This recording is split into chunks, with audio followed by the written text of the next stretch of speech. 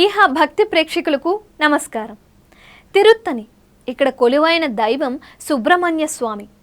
కొండపై ఉన్న ఈ ఆలయం చాలా ప్రాచీనమైనది. ఈ దివ్య క్షేత్రంలో శ్రీ సుబ్రహ్మణ్యేశ్వర స్వామి వల్లీ దేవసేన అమ్మవార్ల సహితంగా కొలువయ్యారు.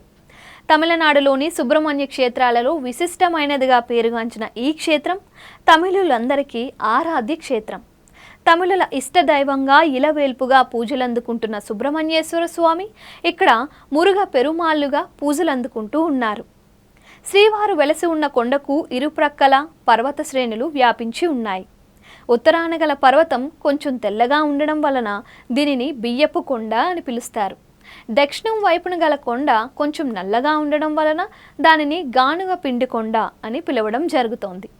సుబ్రహ్మణ్యేశ్వర స్వామి దేవతలు మునుల బాధలు పోగొట్టడానికి సూరపద్మునితో యుద్ధం చేసిన అనంతరం వల్లీదేవిని వివాహం చేసుకోవడానికి బోయకుల రాజుతో చేరి చిన్న పోరు ముగిసిన అనంతరం శాంతించి ఇక్కడ ఈ క్షేత్రంలో కొలువయ్యాడని ఇక్కడ స్థల పురాణాల ద్వారా అవగతం అవుతోంది.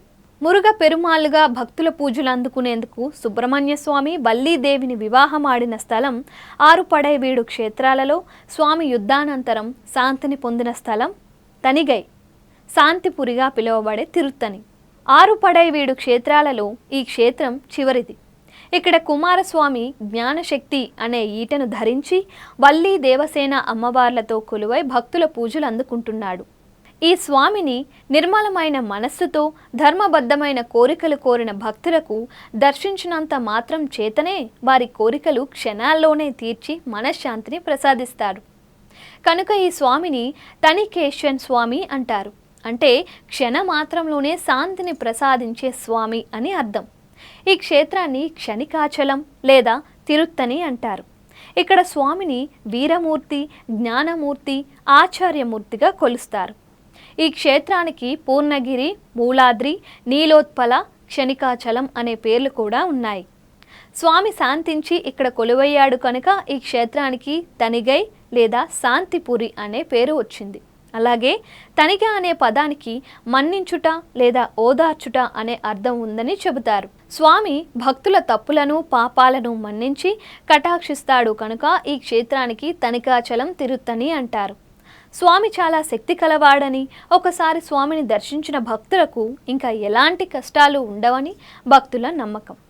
తారకాసురుడితో యుద్ధం సమయంలో తారకాసురుడు సుదర్శన చక్రాన్ని సుబ్రహ్మణ్య స్వామి మీదకి విసురుతాడు. ఆ చక్రం స్వామి ఛాతి భాగానికి తగిలి కొద్దిగా నొక్కుకుపోయినట్లు అవుతుంది. తారకాసురుడి దగ్గర నుంచి గెలుచుకున్న శంఖ చక్రాలను శ్రీ మహావిష్ణువుకి ఇస్తాడు స్కందుడు. ఈ ఆలయంలో స్వామికి ఉపయోగించే చందనం ఎంతో విశిష్టమైనది. ఇందుకు తన కూతురు వివాహ సమయంలో ఒక గంధం తీసే రాయిని కూడా ఇస్తాడు. దీని మీద తీసిన గంధాన్ని స్వామికి పూస్తారు. ఈ గంధం చాలా ఔషధ గుణాలను కలిగి ఉంటుంది అని చెబుతూ ఉంటారు. ఈ గంధాన్ని నుదుటిపై ధరించకుండా నీటిలో వేసి సేవిస్తే అన్ని జబ్బులు నయమవుతాయని భక్తుల విశ్వాసం. అయితే పర్వదినాల్లో మాత్రమే ఈ చందనాన్ని పంపిణీ చేస్తారు.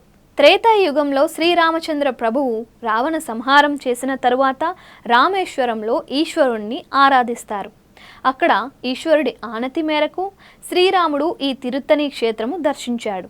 ఆ తరువాతనే శ్రీరామచంద్రునికి పూర్తి మనశ్శాంతి కలిగింది. ద్వాపర యుగంలో మహావీరుడైన అర్జునుడు దక్షిణ దేశ తీర్థయాత్రలు చేస్తూ ఇక్కడ తనికేశన్ స్వామి వారిని కొలిచాడు. శ్రీ మహావిష్ణువు ఈ క్షేత్రంలోనే సుబ్రహ్మణ్యుడి పూజ చేసి ఆయన పోగొట్టుకున్న శంకు చక్రములను తిరిగి పొందారు. అంతకు పూర్వం వాటిని తారకాసురుడు శ్రీ మహావిష్ణువు నుంచి చేజిక్కించుకుంటాడు. అలాగే చతుర్ముఖ బ్రహ్మ ప్రణవ అర్థమును చెప్పలేకపోవటం వలన మన ముద్దులొలికే సుబ్రహ్మణ్యుడి చేత బంధింపబడి ఆయన సృష్టి చేసే సామర్థ్యం కోల్పోతాడు. ఇక్కడ తిరుత్తనిలో ఉన్న బ్రహ్మతీర్థములో కార్తికేయుని పూజించి ఆయన తిరిగి శక్తి సామర్థ్యాలను పొందాడు. దేవేంద్రుడు ఈ క్షేత్రంలోనే ఇంద్రతీర్థములో కరుణ్కు వలై అనే అరుదైన పూల మొక్కను నాటి ప్రతిరోజు ఆ మొక్క ఇచ్చే 3 పుష్పములతో ఇక్కడ షణ్ముఖుని పూజించాడు. ఆ తరువాతనే ఇంద్రుడు తారకాసురాది రాక్షసుల ద్వారా పోగొట్టుకున్న సంగనీతి, పద్మనీతి, చింతామణి మొదలైన దేవలోక ఐశ్వర్యమును తిరిగి పొందాడు. నాగరాజుకి వాసుకి సముద్రం మదనంలో తనకైన గాయాల నుంచి ఈ స్వామిని చేవించటం వలనే ఉపశమనం పొంది ఆరోగ్యవంతుడయ్యాడు. అగస్త్యుడు ఈ స్వామిని ప్రార్థించి తమిళ భాషా పాండిత్యం వరంగా పొందాడు. సుబ్రహ్మణ్యేశ్వర స్వామి ఇక్కడ తన తండ్రి అయిన పరమేశ్వరుణ్ణి పూజించి తలచి తిరుత్తని కొండపై తన నివాసానికి ఈశాన్య భాగాన శివలింగ ప్రతిష్ఠ చేసి సేవించాడంట.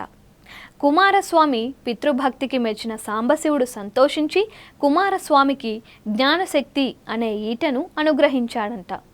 ఈ కారణాన స్వామికి జ్ఞానశక్తి ధరుడు అనే పేరు వచ్చింది. ఇక్కడ కుమారస్వామి స్థాపించిన లింగానికి కుమారేశ్వరుడు అనే పేరొచ్చింది. కుమారస్వామి శివుణ్ణి అర్చించడానికి సృష్టించిన తీర్థమే కుమార తీర్థం. దీనిని శరవణ తీర్థం అని కూడా పిలుస్తారు. సూరపద్ముడి సంహారం అనంతరం స్వామి తిరుత్తనిలోని కొండపై విశ్రాంతి తీసుకుని శ్రీవల్లిని ఇక్కడే వివాహం చేసుకున్నారు. అందుకే అన్ని మురుగన్ ఆలయాల్లో జరిపే స్కంద షష్ఠిని ఇక్కడ నిర్వహించారు.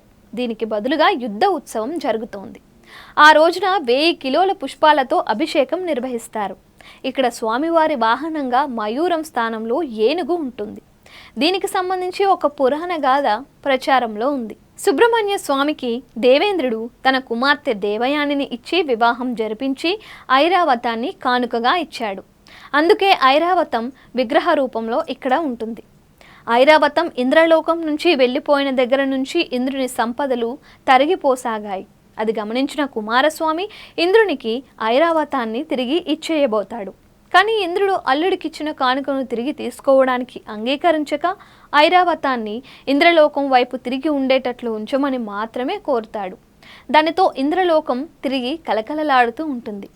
దీనికి ప్రతీకగా ఇక్కడ ఉన్న ఏనుగు తూర్పు దిక్కుకి తిరిగి ఉంటుంది. ఆలయంలో భైరవుడు 4 శునకాలతో కలిసి ఉంటాడు. ఇవి 4 వేదాల పరిరక్షణకే అని తెలుస్తోంది.